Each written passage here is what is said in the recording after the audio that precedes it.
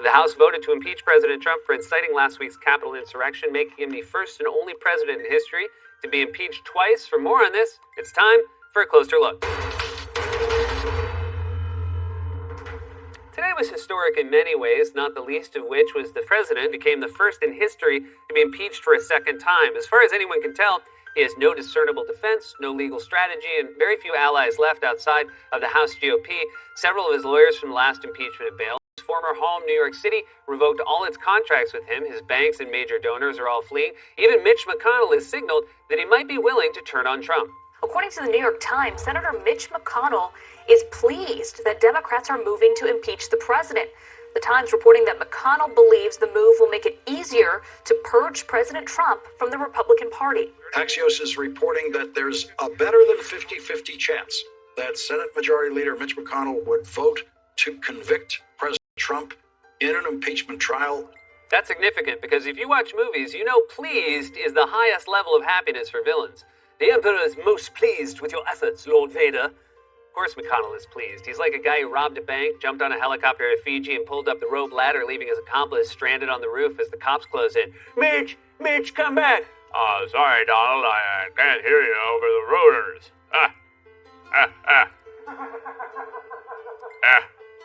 Even Trump's most precious friends in the world, his closest allies, his wingmen and therapists, the Fox and friends, are torn about whether to stick with Trump or bail on him. Why fracture unnecessarily? Because, Brian, you're talking about people who work in the Congress. And we're talking about the Congress was under attack last week. It was looted. There was a riot. So is Portland every day, and nobody cared on the left. Brian, those people have lives too, just because they don't have medallions to go through metal detectors every day. All the state houses and the police houses that were ransacked and nobody cared. I don't think what they were doing in Portland was trying to overthrow the police democracy. stations. Let's put the shoe on the other foot. If a Democrat president did what happened last week, a week ago today, would the Republicans in the House and the Senate move to impeach him if they could? The answer is yes. Guys, you're both terrible. Man, I'd say that was the worst thing that happened to a group of friends this week, except they announced they were making a Sex and the City reboot without Samantha. How's that even going to work? 3 women in a coffee shop talking thoughtfully about their lives, and then just a big old dead spot where there should be a delightfully hacky double entendre about sex? Harry says it's a turnoff that I'm so anal retentive. Oh, right, she's not here.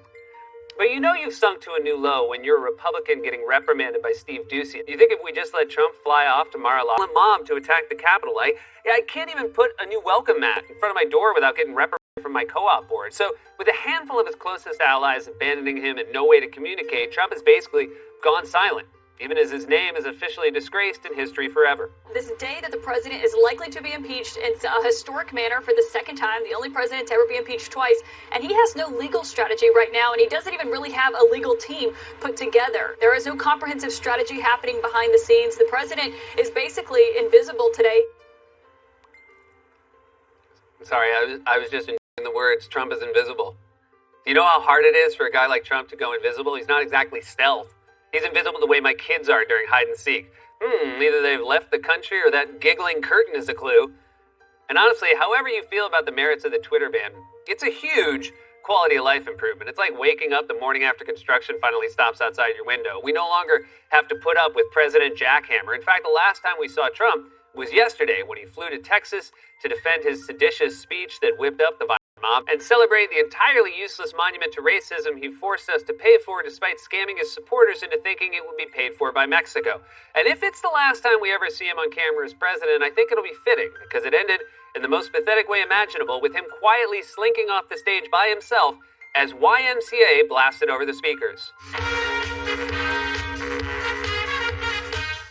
I hope that's remembered alongside Nixon on the chopper as the last time we saw him as president, because it is the opposite of the strength he tries to project, just moping away during a Village People song like he just got kicked out of a wedding for trying to hit on the bride. How was I supposed to know? Oh, right, the white dress. And the veil. Oh, yeah, and the groom did give her that ring. Oh, and the vows. And it is a testament, a true testament to the Village People, by the way, that even after that pathetic scene, that song still slaps. When they eventually arrest Trump for sedition or incitement or tax fraud or extortion or campaign finance violation or, I don't know, any of the 87 crimes he's probably committed, I hope they play YMCA during that perp walk. I mean, he already dances like he's trying to wriggle out of a pair of handcuffs. I also really hope that wasn't the song that was supposed to play. I really hope it was a small act of resistance by whoever was running the soundboard, that they were supposed to play Hail to the Chief or something, but as they watched this sack of depravity wrap up yet another lie-filled speech, they thought, it. I'm playing YMCA. So whatever else happens after today, it'll be inscribed in the congressional record and in the history books, and it'll be a stain on Trump's name forever. He's the only president to get impeached twice. In fact, it's worse than that. He's the only president to be impeached twice and lose the popular vote twice. He'll be emblazoned in history as an embarrassment and disgrace. No politician has ever been more thoroughly and more frequently repudiated by the American people. It's like entering the Tour de France, forcing you to steal someone else's and scream, "You'll never catch me," before crashing into a cow. Une vache. 2016, he lost the popular vote. In 2018, he lost the House. 2020 was impeached, lost the popular vote in the Electoral College. In 2021, he lost the Senate, and then he was impeached again. It's almost like he's tanking this season so he can get the #1 pick in the jailhouse fantasy draft. I'll take Madoff. Hey, Bernie, I got some real tax issues. If nothing else happens after this, at the bare minimum, Trump will be an answer to a Trivial Pursuit question. They'll have to devote the entire card to that little section at the end where they give you an extra tidbit of information. Who's the only president to be impeached twice? Donald Trump, and it says here, he was impeached for trying to extort a foreign country to help him cheat in the 2020 election, and then for inciting a violent insurrection after losing that election, and also he told people to inject bleach during a deadly pandemic he failed to stop, tried to ban Muslims, called Mexicans rapists, paid hush money to cover up an affair with a porn star, and his lawyer held a press conference at a landscaping company and see attached brochure for more. Wow.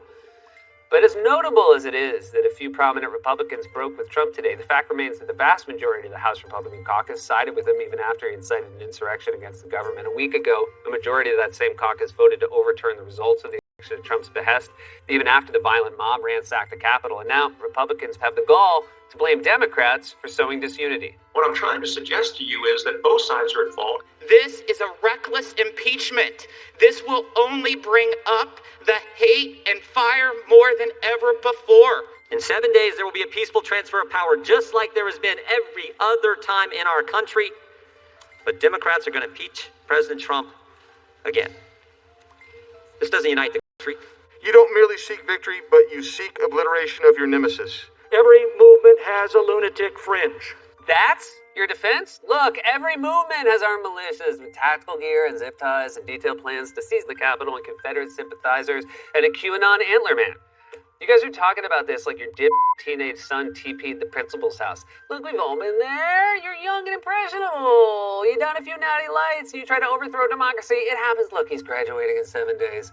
Also, saying Trump is committed to a peaceful transfer of power. That ship has sailed, or rather, that ship was boarded by pirates and steered into the rocks. You guys tried to overturn an election. You sowed an insurrection, and now the Capitol has to be protected by the National Guard because there are credible threats of violence from the president's supporters. That's not peaceful. You don't get to throw a brick through your neighbor's window with a note saying trim your hedges.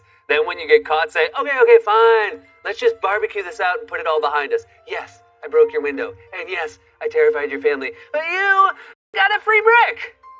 Also, it's truly disgusting to suggest that holding someone accountable for stoking violence will itself stoke more violence. Try that strategy in a courtroom. Look, if we anger OJ by convicting him, he's just going to murder again. But just to give you even more of an idea of how crazy these empty slogans and right-wing buzzwords about, honestly, God knows what. They want to cancel the president. They spied on his campaign before he was elected. 19 minutes into his presidency, they started the impeachment push.